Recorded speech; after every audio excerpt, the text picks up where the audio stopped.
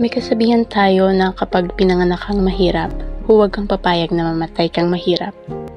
Sa tugon ng masa sa survey ng Okta mula Hulyo 22, may 50% o 13.2 milyong pamilyang Pinoy ang kinukonsidera na sila ay mahirap. Mas mataas sa 11.2 milyon noong Marso 2023. Ibig sabihin lamang nito ay palala ng palala ang kalagayan ng ating bansa at padami ng padami ang mga mamahirap sa mamamayang Pilipino.